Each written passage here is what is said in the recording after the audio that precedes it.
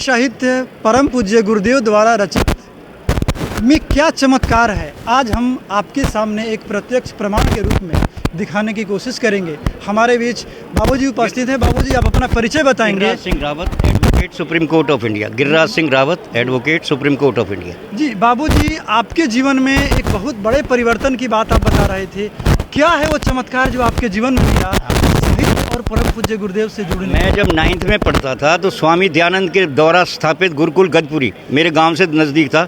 तो वहाँ आर्य समाज की जो ना चौथा नियम था, सत्य को ग्रहण करना और असत्य को छोड़ना, हमेशा तैयार रहना चाहिए। और मैं रोजाना अखबार पढ़ते सुनाता था। मेरा जो है ना आर्य समाज का सत्यार्थ प्रकाश भी पढ़ा और वो आचार्य मूल शंकर थे, उन्होंने कहा गायत्री जपा करो तो तुम्हारा भूत प्रेत से डर नहीं लगेगा और सद्बुद्धि बढ़ेगी। तो मैं फर्स्ट आ गया, 10वीं में मेरा वजीफा आ गया।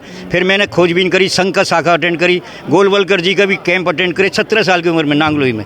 और आर्य समाज के आर्य युवक परिषद में भी मैंने 40 दिन ट्रेनिंग ली दयानंद कॉलेज हिसार में। और कम्युनिस्ट पार्टी की भी मैंने पार्टी अटेंड करी जब मैं बैंक में आ गया एज ए जो है ना कर्मचारी। तो मैंने ये सबको स्टडी करने के बाद, और लॉ की मैंने दिल्ली यूनिवर्सिटी में रात को, दिन में नौकरी करता था डाकखाने में, और मैंने ये देखा कि कौन क्या कहता है। तो ये स्वामी दयानंद का सत्य को ग्रहण करना, जब मैंने पंडित श्री राम शर्मा का 12 रुपये में अखंड ज्योति खरीदी 81 में, उसमें जब मुझे पता लगा रहे इसके आगे तो सब फेल है, ये तो सारी जो है ना इनके विचार के आगे समझ लो कहाँ सोना, ये तो पीतल है सब। तो फिर मैंने वो जो है ना गुरु जी के मिलने की सोची, लेकिन उसमें था गुरु जी को वही मिल सकता है जिसे वो चाहते हैं। तो मैंने रामकृष्ण परमहंस की किताब लाया 81 में, उसमें लिखा था 6 महीने भजन करो गुरु तुम्हारे घर पे आएगा। तो मैं भगवान को मानता नहीं था, राम को। तो मैंने शंकर भगवान की फ़ोटो ला के राम राम लेना शुरू कर दिया। तो मुझे जो है 6 महीने बल्लभगढ़ में गायत्री पीठ की कपूर साहब ने बुलाया, हमारा मंदिर बन रहा है, वहाँ गई, हम भी दान करते थे उसमें। तो कपूर साहब के वहाँ भाषण सुना, इतना तेज़ चेहरे पे जैसे सूरज चमक रहा हो, और उन्होंने कहा जिसे दीक्षा लेनी है सवेरे आ जाओ। तो मेरी लॉटरी निकल गई और हम आए, गुरुजी से मिले। मेरे लड़का, मेरी एक लड़का पेट में था, एक दूसरा और मेरी घरवाली। और गुरुजी ने मेरे चलते वक्त, मैंने कुछ नहीं मांगा उनसे, सिर पे हाथ रखा, दीक्षा ले ली। फिर वो उनसे गुरुजी से बात नहीं हुई थी, तो हम 88 में उनसे मिलने गए।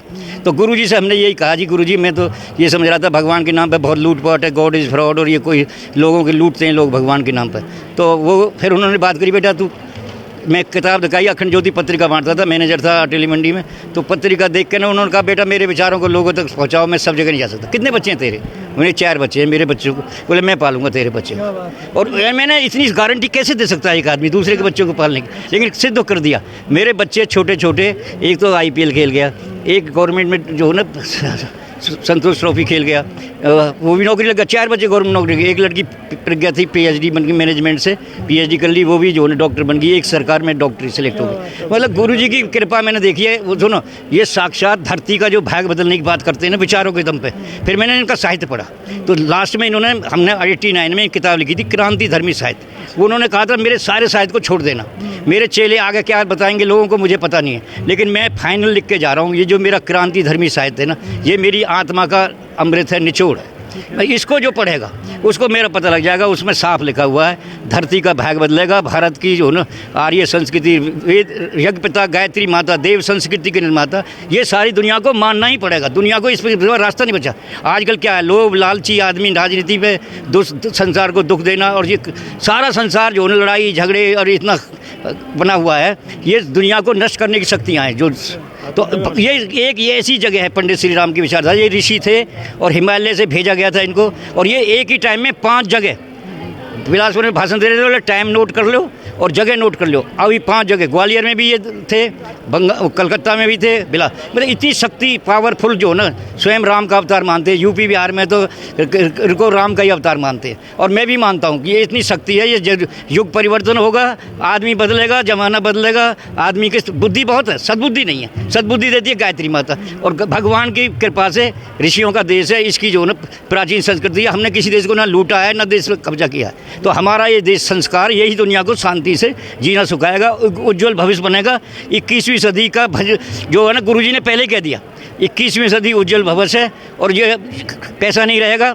सुनो जी, उन्होंने ये कहा था कि जो भगवान कलेजा फट जाता है जो किसान आत्महत्या करता है। वो कहते थे अगर भगवान भी भला नहीं करेगा, भगवान का ही भला नहीं होगा। और वो कहते थे 100 में से 80 आदमी गरीब रह सकते, तू क्यों नहीं रह सकता? तो ये अमीर बनने का चक्कर छोड़ो, पहले जोड़ो फिर छोड़ो। मैं तो बैंक का मैनेजर रहा हूँ। ये जो चैंटी होती हैं, खांड खाती हैं, खांड भी मर जाती है, ना तो खुद खाती है ना और वो खाने देती हैं। ये पैसा इकट्ठा करना मूर्खता है, ये रहना नहीं है आगे चल के। इसलिए गुरु जी के विचारों से ही संसार की मुक्ति होगी और संसार स्वर्ग बन जाएगा। मेरा ही बहुत बहुत धन्यवाद बाबूजी को। कितनी बड़ी सच्चाई हमारे बीच बाबूजी ने बिल्कुल सरल भाषा में और बिना लाग लपेट के आपके सामने रखा। बाबूजी के चेहरे की सच्चाई साफ झलकती है। इनके अंदर से जो आत्मा की आवाज़ निकलती है, जो अनुभव की आवाज़ निकलती है, उस पर हम चिंतन करें। एक बार गौर करें, हम जिस दौड़ में हैं उस दौड़ में हम क्या पा रहे हैं, और हमें जो सचमुच में जो बड़ी पूंजी चाहिए वो कहाँ मिलेगी।